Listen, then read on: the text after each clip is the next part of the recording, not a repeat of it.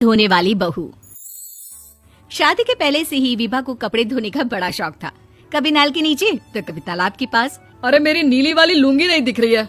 विभा की अम्मा कहाँ रखी है लुंगी? अरे वो तो विभा ने परसों ही धोकर रखी थी आपकी अलमारी में, देखो वहीं होगी। वो ना मैंने आज धो दी, मुझे लगा कि गंदी हो गई होगी। अरे कैसे गंदी हो गई थी? उसे तो मैंने पहना भी नहीं। हे भगवान, इस लड़की के कपड़े धोने की आदत से परेशान हो गया हूँ मैं। जितना तो घर में राशन नहीं आता उससे कहीं ज्यादा डिटर्जेंट पाउडर का खर्चा है। इसकी शादी करवा दो, शादी जाए अपने घर में ही करे काम, फिर चाहे घर के कपड़े धोने हो या पूरे गांव के। हाँ ठीक बोल रही हूँ, देखता हूँ मैं कोई लड़का। वो दिन भी आ जाता है जब विभा को देखने लड़के वाले आ जाते हैं। लड़की मुझे अच्छी लगी। होने वाली सास कहती है, बेटी अगर कुछ पूछना है तो पूछ लो। वैसे तो हमारी लड़की बहुत ही शर्मीली है, जो बोल दो वो मान लेती है, इसे क्या पूछना होगा। अरे कैसी बात कर रही हो माँ, मुझे इन लोगों के घर रहना है, सवाल तो कई है। हाँ हाँ बेटा पूछ लो ना, क्या पूछना है। आप लोगों के घर कपड़े कौन धोता है? सास का मुंह बन जाता है। देखो अगर तुम ये कहना चाहती हो कि तुम्हें कपड़े धोने नहीं आते तो सुन लो, कपड़े मैं ही धोती हूँ, लेकिन तुम्हारे आ जाने के बाद मैं रुमाल तक नहीं धोऊंगी। अरे चुप रहना भाग्यवान, बहू बेचारी घर आई नहीं, उसे डराना शुरू कर दिया। वो क्या है ना बिटिया, अभी तक तो ये कल्लू की माँ ही धोती थी, लेकिन अब तुम्हारे पापा तो दहेज में वॉशिंग मशीन देंगे ही।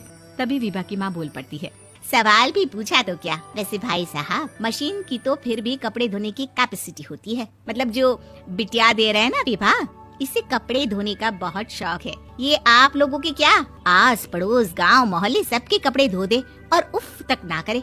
बाहर देखा नहीं आपने कितने कपड़े सूख रहे हैं? सब हमारी बिटिया ने ही तो धोए हैं। बस भी करो ना माँ, शर्म आ रही इतनी तारीफ सुनकर।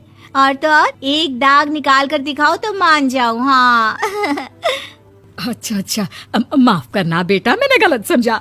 हमें तो रिश्ता बहुत पसंद है। और ऐसे जुड़ जाता है रिश्ता कपड़े धोने का शौक रखने वाली विभा का। उसकी शादी हो जाती है कोयला फैक्ट्री में काम करने वाले कल्लू के साथ। शादी के बाद अचानक विभा चिल्लाती हुई सास के पास आती है। सासू माँ, अरे सासू माँ कहाँ है आप? ये तो धोखा है, धोखा दिया आप लोगों ने मुझे। इस ससुर के चक्कर के बारे में पता चल गया। अरे तो उसमें तुझे क्यों धोखा मिला है? अरे नल में पानी नहीं आता, कपड़े कैसे कब धुलेंगे? अच्छा अच्छा, तू पानी नहीं आ रहा उसकी बात कर रही है? तो आपने क्या सोचा? कुछ नहीं। अच्छा हाँ, तेरी माँ ने कहा था कि कपड़े धोने का शौक है तुझे, याद आया मुझे। शौक शौक बोलकर कपड़े धोने वाले मेरे जुनून को कम ना आके सासू माँ, कपड़ा धोना मेरा गुरूर है। तभी पति भी वहाँ आ जाता है। अभी अभी मैंने इसे सनी देओल की फिल्म दिखाई है, उसी के डायलॉग मार रही है माँ। अच्छा सुन, साफ साफ बता रही हूँ, पानी सुबह 4 से 6 और शाम को 10 से 12 आता है, समझी? विभा टाइमिंग सुनकर हैरान हो जाती है। ये क्या भूतों का मोहल्ला है? सुबह 4 बजे उठकर कौन कपड़े धोता है? 4 बजे टंकी में पानी जाता है, फिर सारा दिन धोना ना, किसने मना किया? अरे कैसी बात कर रही हैं? 200 लीटर की टंकी में कितने कपड़े धो लूंगी मैं, सुबह ही उठ जाऊंगी मैं। अब क्या था, विभा सुबह 4 से लेकर रात के 12 बजे तक कपड़े ही धोती रहती। एक रोज सास पड़ोस से निकलकर कहीं जा रही होती है कि साथ वाली कहती है, हाँ कल्लू की माँ, जरा ये बताओ कि 2 साड़ी है, 2 ब्लाउज और एक पेटीकोट और एक नाड़ी वाला लंबा कच्छा। हाँ तो? अरे तो क्या, कितना लोगी धुलाई ये बताओ। धोबन दिख रहे हैं हम क्या? हमारे पति सरकारी नौकरी से अभी अभी रिटायर हुए हैं और बेटा सुपरवाइजर है कोयला फैक्ट्री में। धोबन समझ रखा है हमें? हाय रे कल्लू की अम्मा, माफ कर दो, वो तो मोहल्ले में यही सब बता रहे थे कि तुमने बहू को कपड़ा धुलवाने के काम में लगा दिया है। सास को पड़ोसन की बात सुनकर गुस्सा आ जाता है। वो घर पहुंचती है जहां घर के बाहर ही इतने सारे कपड़े सूख रहे होते हैं जितने कि किसी धोबन के घर पर। अरे ओ कल्लू की दुल्हन, बाहर निकल। माँ जी यहीं आ जाओ, बाथरूम में चादर धो रहे हैं हम। अरे अभी हम धोते हैं, तुमको बाहर निकलो। ये आस पड़ोस वाले बोल रहे हैं कि हम बहू से कपड़े धुलवा धुलवा कर उसे कपड़ा धोने वाली बना दिए हैं। अरे छोड़ो ना माँ जी, किन लोगों की बातों में आती हो? आस पास के लोगों का तो काम ही होता है कि वो किसी तरह सास बहू को लड़ा दे। बहू सारे घर के कपड़े धोती है, ये क्या कम है? बोलिए।